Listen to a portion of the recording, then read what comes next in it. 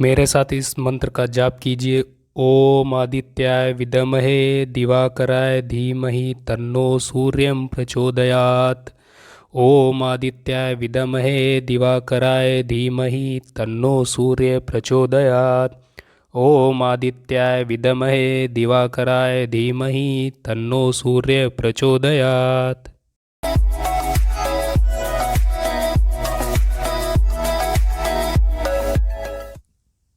Hello everyone, welcome to Kumar PCS academy.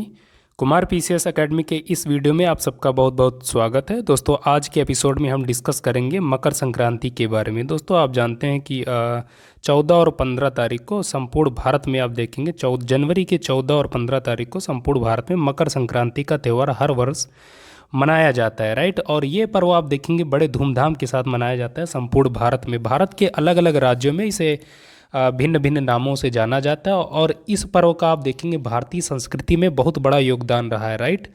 इस दिन की आप देखेंगे मकर संक्रांति के दिन लोग विभिन्न विभिन्न रूप से इस त्यौहार को मनाते हैं, इस पर्व को मनाते हैं। दान दक्षिणा लोग करते हैं, गंगा में स्नान करते हैं, हंसी खुशी का माहौल देखने को मिलता है, मेले आयोजित किए जाते हैं, विभिन्न प्रकार से लोग इस पर्व को मनाते हैं, राइट। खिचड़ी इस दिन त्यौहार के दिन सभी घरों में बनाई जाती है। तो बेसिकली आज हम डिस्कस करेंगे मकर संक्रांति के बारे में और हम जानेंगे इस त्यौहार की ओरिजिन कैसे हुई, क्यों इसे मकर संक्रांति कहा जाता है, इस दिन क्यों आखिर खिचड़ी बनाई जाती है, संक्रांति कहने का क्या मतलब होता है। इन सभी तथ्यों को हम चर्चा करेंगे, राइट। दोस्तों, इस वीडियो में आप सभी का बहुत बहुत स्वागत है। आप सभी से एक अपेक्षा है कि आप इस वीडियो को पूरा ज़रूर देखिए। ये वीडियो आपके लिए बहुत महत्वपूर्ण है हर एस्पेक्ट से, राइट। अगर आप एक स्टूडेंट हैं तब भी, अगर आप स्टूडेंट नहीं हैं तब भी आपके लिए महत्वपूर्ण है। इन चीज़ों को, जो भारतीय संस्कृति की चीज़ें हैं, उनको निश्चित ही जानना चाहिए और निश्चित ही इस वीडियो में आपको कुछ ऐसे पॉइंट्स मिल जाएंगे। अगर आप एक एस्पिरेंट हैं, आप स्टूडेंट्स हैं, तो निश्चित एग्जाम के पॉइंट ऑफ से भी चीज़ें आपको देखने को मिल जाएंगी, राइट। तो दोस्तों, चलिए शुरू करते हैं। वीडियो शुरू करने से पहले आपसे छोटी सी रिक्वेस्ट है, अगर आप चैनल पर पहली बार विजिट किए तो चैनल को सब्सक्राइब करके मेरा और सच पूछे हमारी पूरी टीम का आप उत्साहवर्धन जरूर करते हैं, राइट। तो आप सभी से रिक्वेस्ट रहती है कि आप चैनल को ज़्यादा से ज़्यादा सब्सक्राइब करके इस वीडियो को शेयर कर दीजिए। वीडियो ठीक लगे तो वीडियो को लाइक कीजिए। चलिए शुरू करते हैं। दोस्तों, हमने आपसे पहले बताया कि इस वीडियो में हम मकर संक्रांति से रिलेटेड कुछ बातें करेंगे और बेसिकली जो ये 4 सवाल देखने को मिल रहे हैं, मकर संक्रांति का अर्थ क्या होता है, क्यों मनाते हैं मकर संक्रांति का पर्व, इसके अतिरिक्त इस दिन खिचड़ी ही क्यों बनाई जाती है, चौथा सवाल होगा इस दिन पतंग यानी कनकैया क्यों उड़ाई जाती। इन 4 सवालों को हम डिकोड करेंगे, राइट। तो दोस्तों, इन 4 सवालों के 4 सवालों के जवाब आपको इस वीडियो में मिल जाएंगे और निश्चित ही जब इन जवाब को आप जान जाएंगे तो आप देखेंगे आप में एक अलग प्रकार का कॉन्फिडेंस होगा कि निश्चित ही आप देखेंगे टेक्निकली चीज़ों को समझ जाएंगे, राइट। चलिए शुरू करते हैं। सबसे पहले हम आते हैं पहले पॉइंट पर, पहले सवाल पर, मकर संक्रांति का अर्थ क्या होता है। ये दोस्तों, ये वीडियो थोड़ा सा लंबा हो सकता है लेकिन आप सबसे एक उम्मीद रहेगी कि आप इस वीडियो को पूरा जरूर देखिए। मकर संक्रांति का अर्थ, दोस्तों मकर संक्रांति समझने से पहले हम समझते हैं संक्रांति, राइट। संक्रांति का मतलब होता है दोस्तों जब सूर्य जो होता है, जिसे आप सन कहते हैं, जानते हैं सन एक क्या है, एक स्टार है, राइट। जो सन होता है जब एक राशि से दूसरी राशि में प्रवेश करता है तो इस परिघटना को आप क्या बोलते हैं, संक्रांति। इसे आप ट्रांजिशन भी कह सकते हैं, राइट। यहाँ पर आप देख सकते हैं जब सूर्य एक राशि से दूसरी राशि में प्रवेश करता है तो इस परिघटना को संक्रांति कहा जाता है। चूंकि सूर्य इस समय, यानी कब, जो मकर संक्रांति का जो त्यौहार होता है, इस समय सूर्य आप देखेंगे धनु राशि से निकलकर किस राशि में प्रवेश करता है, मकर राशि में। और चूंकि जिस राशि में प्रवेश किया जाता है सूर्य को, उसी को उस नाम से जानते हैं। तो चूंकि सूर्य धनु राशि से प्रवेश करता है किसमें, मकर राशि में, इसी वजह से इस परिघटना को एज होल आप क्या बोलते हैं, Makar Sankranti, right. I hope आप समझ गए होंगे मकर संक्रांति क्या कहने का मतलब क्या होता है। सिंपली आप ध्यान रखेंगे, सूर्य जो है धनु राशि से निकलकर किस राशि में पहुंचता है, मकर, और इसी वजह से इसे आप बोलते हैं मकर संक्रांति, इस परिघटना को, राइट। और इस प्रकार आप देखेंगे एक वर्ष में कुल कितनी संक्रांतियाँ होती हैं, 12 संक्रांतियाँ, आप ध्यान रखेंगे, राइट। बढ़ते हैं दूसरे सवाल पे। ये अब बात करेंगे भारत में, और न सिर्फ भारत के बल्कि भारत के कुछ बहुत जो अन्य पड़ोसी देश हैं या दुनिया के और भी देश हैं, वहाँ पर आप देखेंगे मकर संक्रांति का त्यौहार नाउ डेज बहुत आप देखेंगे धूमधाम से मनाया जाता है। तो हम बात करेंगे क्यों मनाया जाता है ये त्यौहार, राइट। इसके 2 कारण, पहला एक भौगोलिक कारण, दूसरा पौराणिक कारण या जिसे कह सकते हैं इसका धार्मिक पक्ष। किसी भी चीज़ को सेलिब्रेट करने के दो कारण हो सकते हैं जो बहुत इंपॉर्टेंट होते हैं। एक होता है जियोग्राफिकल, जो भौगोलिक भौगोलिक रीजन्स होते हैं, दूसरे होते हैं हमारे जो पौराणिक कारण होते हैं, राइट। हम दोनों पक्षों को डिस्कस करेंगे और दोस्तों सही मायने में जब आप दोनों पक्षों को जान लेते तो आप देखेंगे टेक्निकली और ऑथेंटिक रूप से अपनी बात रख सकते हैं कहीं भी, राइट। पहले आते हैं भौगोलिक कारण पे। भौगोलिक कारण, मकर संक्रांति मनाने का भौगोलिक कारण क्या है? इसके तीन कारण, जो तीन प्रमुख कारण वो देख लीजिए। पहला है कि सूर्य एक राशि से दूसरी राशि में प्रवेश करता है, जो हमने अभी आपको बताया, राइट। चूंकि सूर्य एक राशि से दूसरी राशि में प्रवेश करता है तो अपने आप में आप देखेंगे ये परिघटना बहुत महत्वपूर्ण हो जाती है, राइट। दोस्तों इसके साथ साथ आपको ध्यान रखना है जो भारतीय पंचांग है इसकी जितनी भी तिथियां होती हैं वो चंद्रमा की गति को ध्यान में रखते हुए वो डिसाइड की जाती है। लेकिन जो मकर संक्रांति की जो तिथि होती है आप देखेंगे सूर्य की जो गति होती है इसको ध्यान में रख के वो डिसाइड की जाती है, राइट। इसी वजह से ये बहुत महत्वपूर्ण हो जाता है। दूसरा ये आप देखेंगे उत्तरायण की स्थिति होती है, राइट।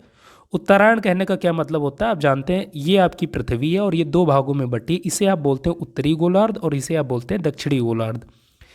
मकर संक्रांति से पहले आप देखेंगे जो सूर्य होता है वो दक्षिणी गोलार्ध में लंबवत चमकता है, राइट, मकर रेखा के आसपास। लेकिन मकर संक्रांति के बाद से आप देखेंगे सूर्य की जो स्थिति है वो नॉर्थ वर्ड आप शिफ्ट होती जाती है, यानी जो सूर्य है वो दक्षिण से उत्तर की ओर शिफ्ट होता जाता है। और सूर्य के उत्तर की ओर शिफ्ट होने की स्थिति को, परिघटना को आप क्या बोलते हैं? उत्तरायण, राइट, उत्तरायण बोलते हैं। तो ये उत्तरायण की घटना देखने को मिलती है, इसी वजह से और महत्वपूर्ण हो जाता है। और चूंकि आप देखेंगे इस समय मकर संक्रांति से पहले जो नॉर्दर्न गोलार्ध है आपका, उत्तरी गोलार्ध है, यहाँ पर आपको विंटर देखने को मिलती है, राइट। और जो आपका सदर्न गोलार्ध है, चूंकि आप देखेंगे यहाँ सूर्य लंबवत चमकता है, इस वजह से आपको देखते हैं यहाँ पर जो है जो समर का सीजन देखने को मिलता है, राइट। और चूंकि अब सूर्य की स्थिति बदल जाती है, सूर्य कहाँ शिफ्ट होता है? धीरे धीरे आप देखेंगे उत्तरी गोलार्ध में, राइट। उत्तरायण की स्थिति होती है तो फिर आप देखेंगे जो उत्तरी गोलार्ध है यहाँ पर आपको समर का, आप गर्मी की शुरुआत धीरे धीरे आपको देखने को मिलती है, राइट। गर्मी से पहले आप जानते हैं वसंत ऋतु होती है और इसी वजह से आप देखेंगे उत्तरायण की स्थिति होती है तो वसंत ऋतु का आगमन का संकेत भी मिलता है, राइट। आप ध्यान रखेंगे। तो ये तीन महत्वपूर्ण भौगोलिक रीजन्स है जिनकी वजह से इस पर्व को सेलिब्रेट करने की आपके पास कुछ प्रमुख वजहें होती हैं, राइट। अब हम आते हैं पौराणिक कारण पे, यानी धार्मिक पक्ष। मकर संक्रांति को सेलिब्रेट करने के जो धार्मिक पक्ष हैं उन पे हम आते हैं। ये आप देख सकते हैं, दिस वन, पौराणिक कारण। सबसे पहले आप देखेंगे चार प्रमुख कारण हैं दोस्तों, जो भारतीय जो ग्रंथ हैं, जो भारतीय जो साहित्य उनमें जो देखने को मिलते हैं मकर संक्रांति के बारे में। एक एक करके देख लीजिए दोस्तों, बहुत ही शॉर्ट में आपको बताया जा रहा है, राइट। और ग्रंथों में आपको इनके बारे में विस्तार से देखने को मिलेगा। पहला कारण है आप देखेंगे इसी दिन, यानी मकर संक्रांति के दिन जो गंगा माँ है इन्होंने राजा सगर के 60,000 पुत्रों को आप देखेंगे मोक्ष प्रदान किया था, राइट। तो भारतीय ग्रंथों में सबसे पहले इसकी चर्चा मिलती है। तो ये अपने आप में आप देखेंगे धार्मिक रूप से ये बहुत महत्वपूर्ण कारण है। चूंकि ये मकर संक्रांति के दिन ही हुआ था इसी वजह से अपने आप में ये दिन महत्वपूर्ण हो जाता है। दूसरा, जो सूर्य देवता है अपने पुत्र शनि देव से, आप जानते हैं शनि किसके पुत्र हैं? सूर्य के। तो सूर्य देवता अपने पुत्र शनि से मिलने के लिए इसी दिन ही मकर संक्रांति के दिन आए थे, राइट। तो ये कारण भी आप देखेंगे बहुत महत्वपूर्ण हो जाता है। तीसरा, इसी दिन यानी मकर संक्रांति के दिन भीष्म पितामह को जो आप देखेंगे मोक्ष की प्राप्ति हुई थी। तीसरा महत्वपूर्ण जो बिंदु है ये है जो भारतीय ग्रंथों में जिसके बारे में चर्चा की गई। चौथा जो आप देखेंगे कारण है, इसी दिन गंगा माँ का मिलन गंगा सागर से हुआ था, राइट। भारतीय ग्रंथों में इन चार महत्वपूर्ण कारणों की चर्चा की गई है जिनकी वजह से आप कह सकते हैं कि मकर संक्रांति का त्यौहार भारत में बड़े ही हर्षोल्लास के साथ मनाया जाता है। हमने दो कारण स्पष्ट चर्चा की, एक भौगोलिक, दूसरा पौराणिक कारण यानी कि धार्मिक कारण, राइट। दोस्तों आप जानते हैं इसीलिए कहा जाता है कि सब तीर्थ बार बार, गंगा सागर एक बार।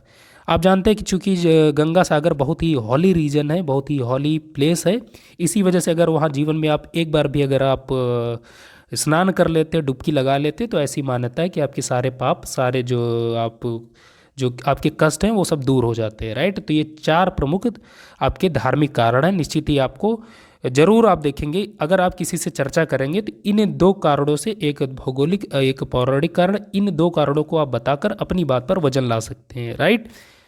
चलिए बढ़ते हैं आगे। अब हम बात करेंगे इस त्यौहार मकर संक्रांति के दिन भारतीय जितने भी घर हैं, भारत में जितने भी लोग हैं, हर घर में आपको खिचड़ी देखने को मिलती है, खिचड़ी बनाई जाती है और लोग बड़े ही चाव से खिचड़ी सर्व करते हैं, खाते हैं, एंजॉय करते हैं। और इसी वजह से आप देखेंगे इस त्यौहार को सिनोनिमसली आप देखेंगे खिचड़ी कहा जाता है, राइट। हम बात करेंगे ऐसा क्यों है। दोस्तों बहुत पुरानी एक कथा है और आप जानते हैं कि जब खिलजी ने भारत पर आक्रमण किया था उस समय खिलजी के युद्ध में सबसे ज़्यादा जो लोग पार्टिसिपेट किए थे वो थे नाथ संप्रदाय के जो योगी थे, नाथ योगी, वो सबसे ज़्यादा युद्ध में शामिल थे, राइट। लगातार खिलजी से आक्रमण के दौरान आप देखेंगे जो योगी थे उनके सामने एक बहुत बड़ी समस्या देखने को मिली। वो समस्या थी भोजन को लेकर, राइट। चूँकि जब वो सब युद्ध में संलिप्त थे इसी वजह से उनके पास इतना समय नहीं होता था कि वो भोजन बना सके, राइट। इस समस्या और चूंकि उनको भोजन नहीं मिल पा रहा था तो वो लगातार कमज़ोर होते जा रहे थे, उनका शरीर क्षीण होता जा रहा था। और इस समस्या निजात पाने के लिए जो गुरु गोरखनाथ थे, बाबा गोरखनाथ ने, उन्होंने एक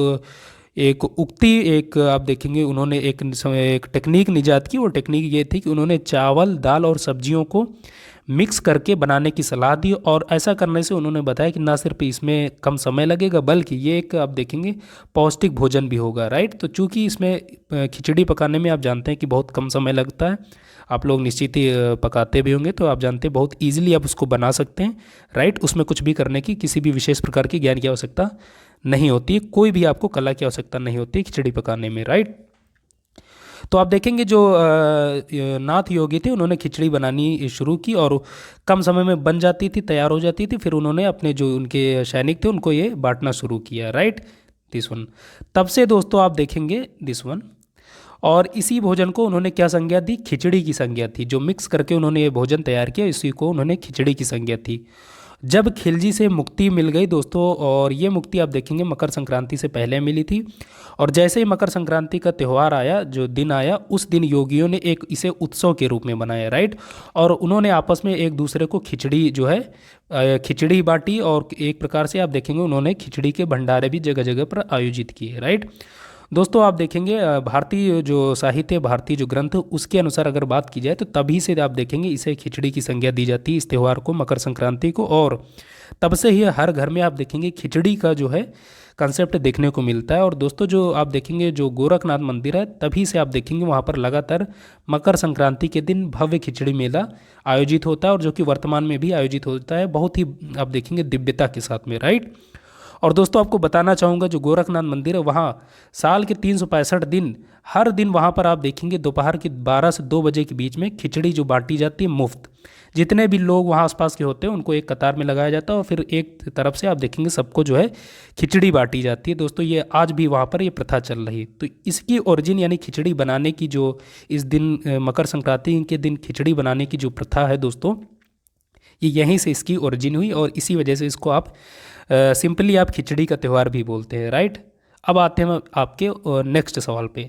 दोस्तों आप जानते हैं खिचड़ी के दिन यानी मकर संक्रांति के दिन भारत में हर राज्य में लोग पतंग उड़ाते हैं, ज़्यादा से ज़्यादा पतंग उड़ाते हैं। और बेसिकली बात की जाए तो जो वेस्टर्न इंडिया है, गुजरात और महाराष्ट्र, वहाँ पर सबसे ज़्यादा पतंग उड़ाई जाती है, राइट। तो ऐसा क्यों दोस्तों, आप जानते हैं कि मैं एक जो साउथ इंडियन जो रामायण है मैं उसके बारे में थोड़ा सा पढ़ रहा था, तो वहाँ से मुझे कुछ जो इसके फैक्ट्स मिले, वहाँ पर आप वो पिक आप देख सकते हैं, मैंने उसके जो है यहाँ पर शामिल किया है, राइट।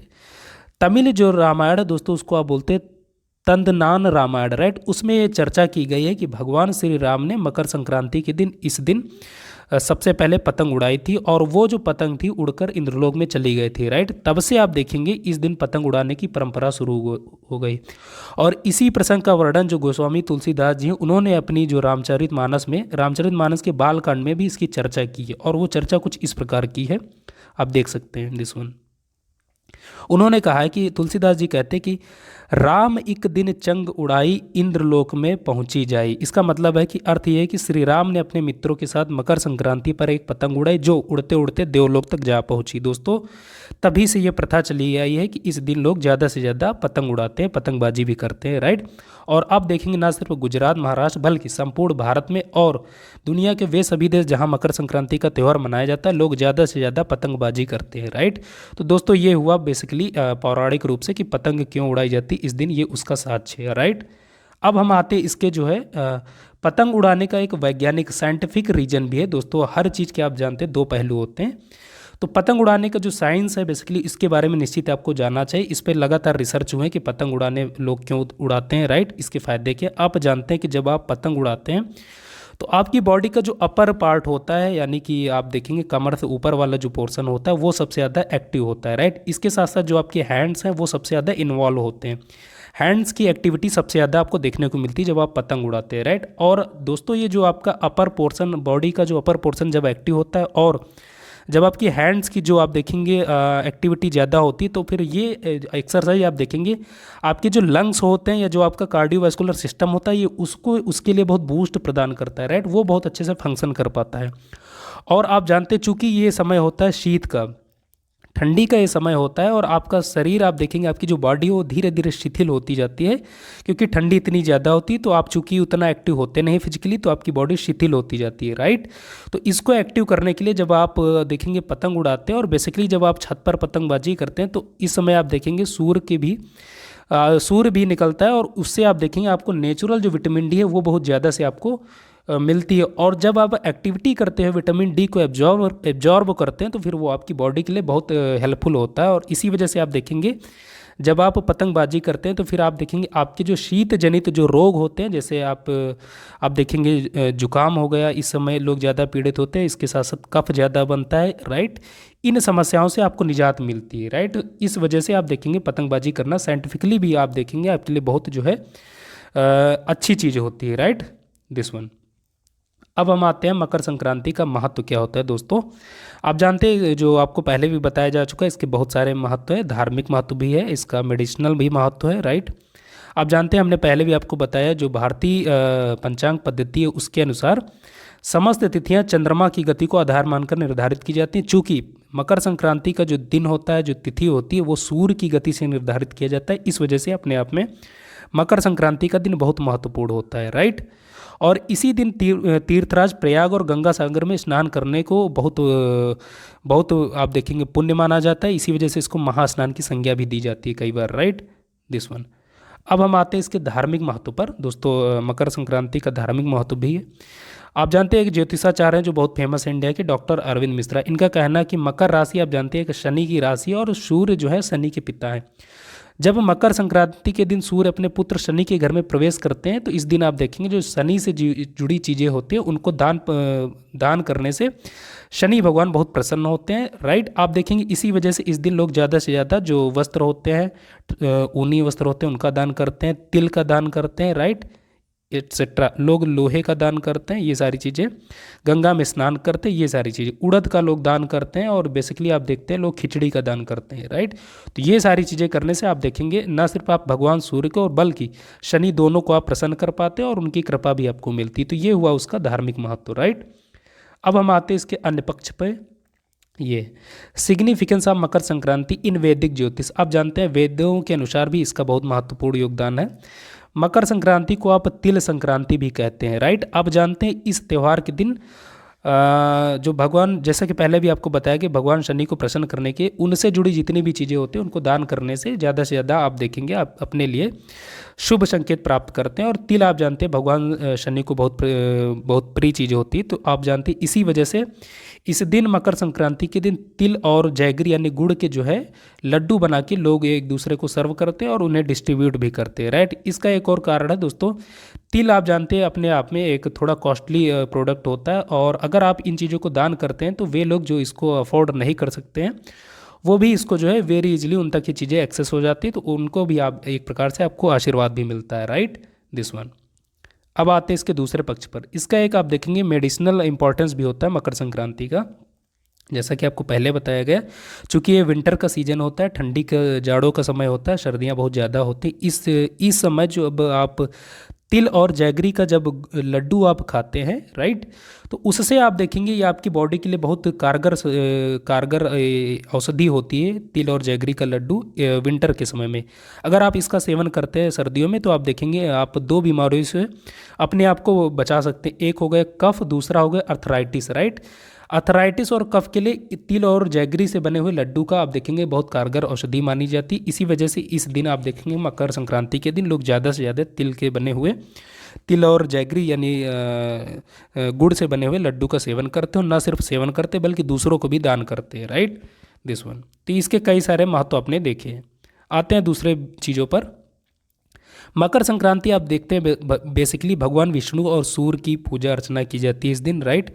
और भगवान सूर्य को प्रसन्न करने के लिए आप इस जो मंत्र का है इसका जाप कर सकते हैं। दोस्तों ये बहुत कारगर मंत्र है। अगर आप इस मंत्र को लगातार जाप करते हैं, और भारतीय साहित्य में, भारतीय ग्रंथों में ऐसा बताया गया है कि अगर आप भारत के तीर्थराज प्रयाग या फिर गंगा सागर पे अगर आप स्नान करते समय इस मंत्र का जाप करते हैं तो आप सभी कष्टों से बहुत ही आसानी से साथ मुक्ति पा सकते हैं, और आपकी जो भी मनो इच्छाएं होते हैं उनको आप पा सकते हैं, राइट। लेकिन अगर आप वहाँ नहीं पहुँच सकते हैं तो फिर भी आप इस दिन स्नान करते समय इस मंत्र का जरूर उच्चारण करें, राइट। ये मंत्र आप देख लीजिए, ओम आदित्याय विद्महे दिवाकराय धीमहि तन्नो सूर्य प्रचोदयात्। दोस्तों इसको आप लर्न कर लीजिए, इसको आप इस दिन जरूर पढ़िएगा, राइट, दिस वन। आते हैं नेक्स्ट।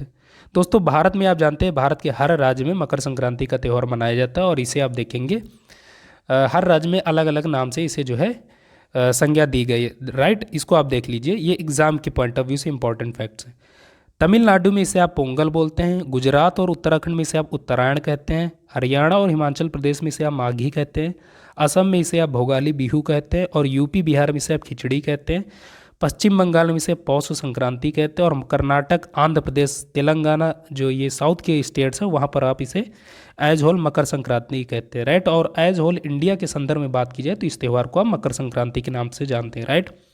दोस्तों हमने आपसे पहले भी बताया कि नाउडेज ये न सिर्फ भारत में बल्कि भारत के अन्य भी जो भी पड़ोसी देश हैं वहाँ भी ये त्यौहार बड़े ही धूमधाम से मनाया जाता है। तो आप देख लीजिए किस किस देश में मनाया जाता है और वहाँ पर इन्हें किस नाम से जाना जाता है, ये आप देख सकते हैं।